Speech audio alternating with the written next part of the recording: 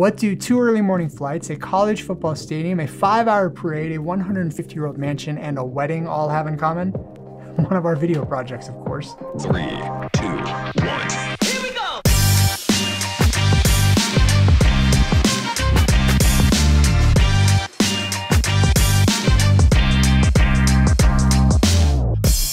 Hey everybody, welcome to The Sticker, my behind the scenes video series where I explore the stories behind the stickers I've collected on my camera case. And today we're going to talk about a project that took us to Louisiana. Now, I've never been there. I've been through it, just never been until recently when a project took us to Baton Rouge and New Orleans. We caught an early morning flight out of Atlanta into Baton Rouge, grabbed our car, our gear, and made our way to the first filming location, which was Tiger Stadium at LSU. We were in Baton Rouge to do a case study video for a company that has their AV equipment installed and in use all around the LSU campus, including the stadium. So we were super fortunate to have access to film inside the stadium when it was totally empty. Side note though, this isn't my first time having access to a college football stadium completely to ourselves. Back in 2009, we got to film at the University of Michigan, which I believe is the largest stadium in the country. My wardrobe back in 2009 though, oh my gosh. What we didn't get to do at the big house that we did at Tiger Stadium though, was we got to drive inside the stadium. This is super awesome. I am literally driving in the stadium. We are in LSU Stadium in Louisiana and I'm driving through it. Filming at LSU and we have the entire stadium to ourselves. Joe is shooting with the drone, which is right there, if you can see that. Joe's down in the field right there somewhere. We have the whole place to ourselves. We're shooting in all kinds of restricted spaces. And so today is a cool day to get to have a job like this where we get access to stuff that most people don't get to. Here you can see some of the killer drone shots that Joe captured and a small snippet of the video we crafted from our day on campus. We're at LSU. The history behind this university is amazing. This solution invoked a feeling. I just always wanted to be able to give people the feeling more so than what they were hearing. They wanted it to rock. You can't imagine them wanting to get the fans even more engaged because it's one of the most involved fandom in all of sports. But they wanted to get them even more involved. Part of that is changing the audio environment here and getting them excited and getting them involved in the game. Once they turned the system on, I could not localize the speakers. And it was huge over the whole entire stadium, so I could not get out of my mind what a full complement would do.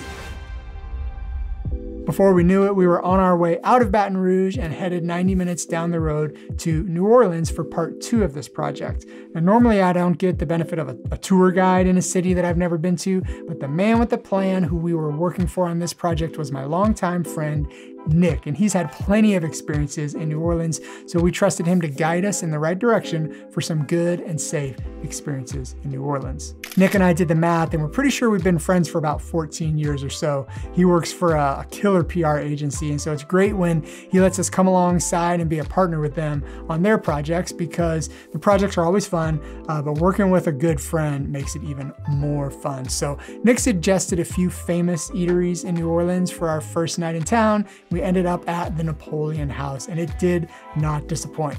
The wait was pretty intense, we had to wait outside, but it was totally worth it. Be sure to stick around for my post-credit review of all the places that we ate in New Orleans. We walked down Bourbon Street, which was definitely an experience. I can't even imagine what it's like during Mardi Gras. It was a lot dirtier and honestly more crowded than I expected, but it was worth the stroll at least once.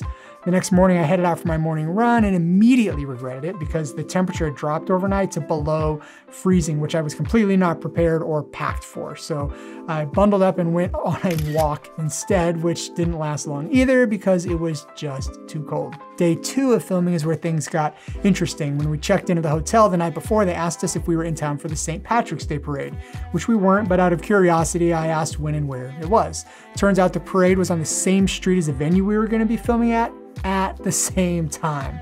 But if you can't beat them, join them, right? So after we got settled and set up at the venue, we just waited out the parade by going and watching the parade. It lasted about 5 hours. We didn't stay that long, but we enjoyed some of it.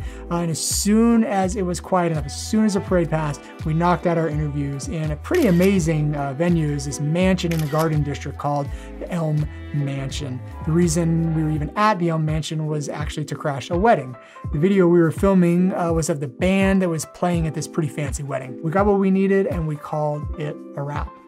We had time for one more meal in New Orleans before our early morning flight out the next day, so Nick took us to Mr. B's Bistro, where I enjoyed some amazing pasta jambalaya and never regretted it. It was so good. Now, anyone that's ever been to New Orleans knows of a famous place called Brennan's, which I believe is most famous for their bananas Foster. Joe was able to sweet talk them into letting us sit at the bar where we got to order it, and I'm glad he did. It's probably a top 5 dessert for me now at this point. Our flight home the next morning was at 5 a.m., which meant getting up at 2:30. So we called it a night and crashed early. Now, before you judge me for booking such an early morning flight, it was like $250 cheaper than anything else that day. When we left the hotel the next morning at 3 a.m., people were still partying pretty hard downtown New Orleans, and surprisingly, the airport on our flight was totally packed, even that early. We made it back home with some great footage, some fun memories, and a sticker to prove it. Okay, here are my thoughts on all the places that we ate while we were in New Orleans. Our first night in New Orleans, we ate at Napoleon House, which is a very cool venue, very crowded. The atmosphere was awesome though. Food was good. I had a chicken sandwich with brie and apple slices on it. Jambalaya as a side was so good. And then I guess this drink is a New Orleans thing, the Pim's Cup. That drink was delicious. I rate Napoleon House a 4 stars. After Napoleon House, we went to Cafe Pontalba, I think is how you say it. I'm honestly not sure how to pronounce it. We got bread pudding for dessert.